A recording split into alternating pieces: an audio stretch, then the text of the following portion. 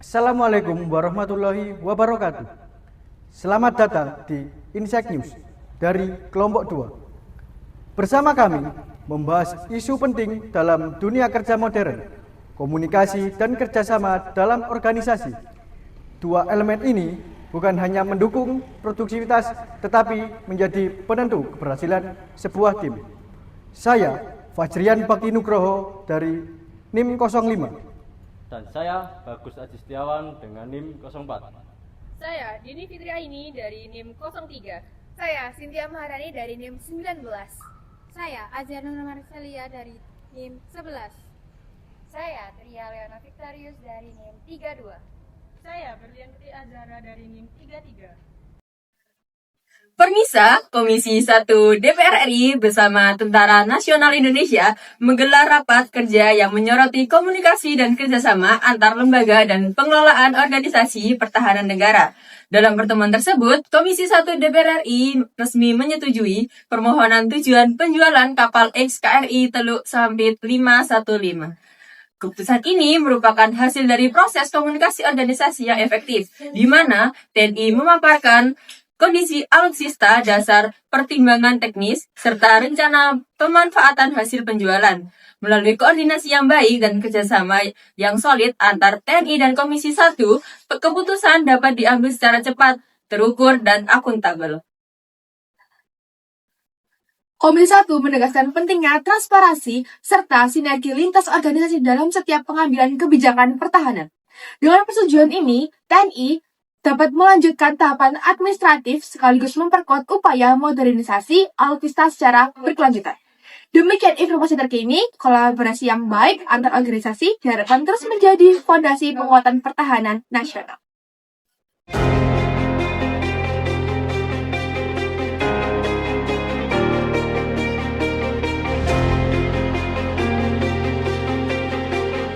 Pak, siapa? Waduh, siap.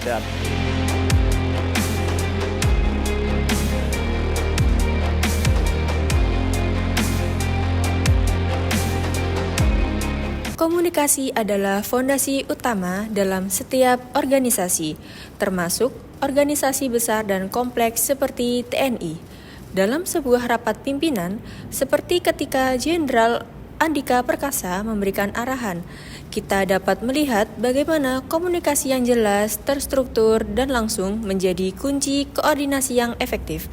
Setiap instruksi harus dipahami secara tepat, karena keputusan yang diambil berdampak pada banyak unit dan tugas strategis. Disinilah pentingnya clarity atau kejelasan pesan. Komunikasi yang baik tidak hanya tentang bicara, ada proses mendengarkan aktif, memastikan pesan dipahami, serta memberikan umpan balik agar tidak terjadi kesalahan interpretasi. Contoh seperti ini menunjukkan bahwa dalam organisasi, komunikasi yang efektif membantu membangun kesamaan persepsi, meningkatkan kedisiplinan, dan memperkuat kerja tim. Komunikasi dalam organisasi dapat berbentuk formal maupun informal. Komunikasi formal muncul melalui rapat, laporan, hingga SOP. Sedangkan komunikasi informal terjadi secara spontan seperti obrolan di pantry yang seringkali memperkuat ikatan kerja. Timnas Indonesia mencetak sejarah pertama, yaitu menang dalam ajang Piala Dunia. Pemerintah PSSI, Bapak Erick Thohir, ikut bangga kepada Timnas Indonesia. Bapak Erick mulai mempersiapkan pemain Timnas U20 yang dapat digabungkan dengan U17 sampai U19 untuk mengikuti pertandingan AFC U20. Jangan berpuas diri, kita fight lagi, merupakan pesan dari Bapak Thohir untuk Timnas Indonesia. Jangan berpuas diri, ya kita fight lagi, oke? Ya.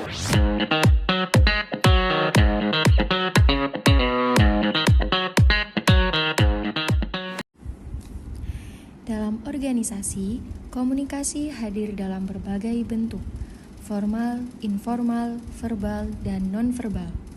Cuplikan perbincangan Bapak Erick Thohir dengan Timnas U20 menunjukkan semua bentuk itu bekerja bersamaan. Saat memberikan arahan atau evaluasi, terjadi komunikasi formal. Pesan yang disampaikan terstruktur, jelas, dan berhubungan dengan tujuan tim. Namun, ketika suasana mencair, muncul komunikasi informal, interaksi seperti candaan ringan atau gestur mendukung membantu membangun kepercayaan dan kedekatan emosional. Komunikasi verbal terlihat melalui penyampaian pesan secara langsung, sedangkan komunikasi nonverbal tampak dari bahasa tubuh seperti kontak mata, postur terbuka, hingga ekspresi yang menunjukkan dukungan. Kombinasi berbagai bentuk komunikasi ini menciptakan atmosfer yang solid di mana pemain merasa dihargai, didengar, dan termotivasi.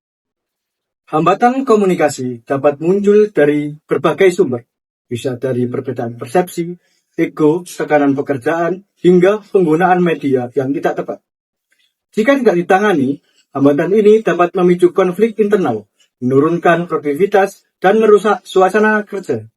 Situasi lapangan yang penuh tekanan mengingatkan kita bahwa hambatan komunikasi bisa terjadi kapan saja. Ketika tidak ditangani, dampaknya dapat meluas pada hubungan antara pihak dan efektivitas kerja tim. Armuji, Wakil Wali Kota Surabaya, menindaklanjut laporan dari warga terkait akses jalan keluar yang diblokade oleh mobil oleh sekelompok orang.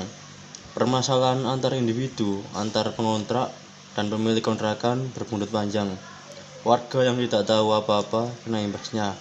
Armuji instruksikan mereka untuk memindahkan mobil, karena warga sama sekali tidak tersangkut pautnya dengan masalah yang terjadi.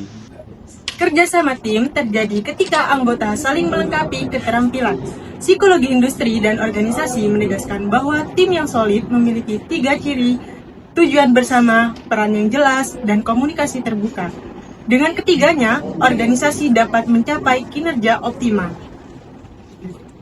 Contoh kerjasama lintas negara ini menunjukkan bahwa komunikasi efektif dan koordinasi tim adalah fondasi penting bagi keberhasilan, baik dalam organisasi kecil maupun dalam skala internasional.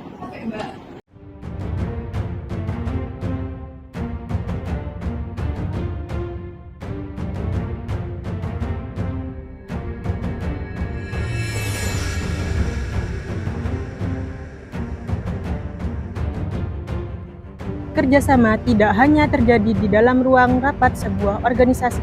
Di tingkat nasional, kerjasama juga terlihat ketika pemimpin dan delegasi bekerja sama mitra internasional untuk mencapai tujuan bersama.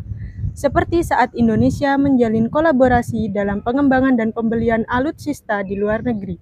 Proses ini menuntut koordinasi yang kuat, komunikasi yang jelas, serta pemahaman peran dari setiap pihak yang terlibat. Dalam konteks psikologi industri dan organisasi, kerjasama seperti ini hanya dapat berjalan efektif ketika ada tujuan yang sama, kepercayaan timbal balik, dan kemampuan negosiasi yang terbuka. Melalui kolaborasi semacam ini, kita belajar bahwa kerjasama bukan hanya soal bekerja sama, tetapi bagaimana setiap pihak saling melengkapi kekuatan, menghargai perbedaan, dan berkomitmen pada hasil yang bermanfaat bagi semua.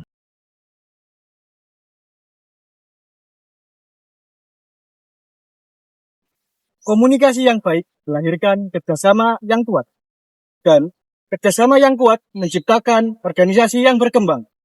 Kami, Insek News dari Kelompok 2, sampai jumpa dalam tayangan berikutnya. Wassalamualaikum warahmatullahi wabarakatuh.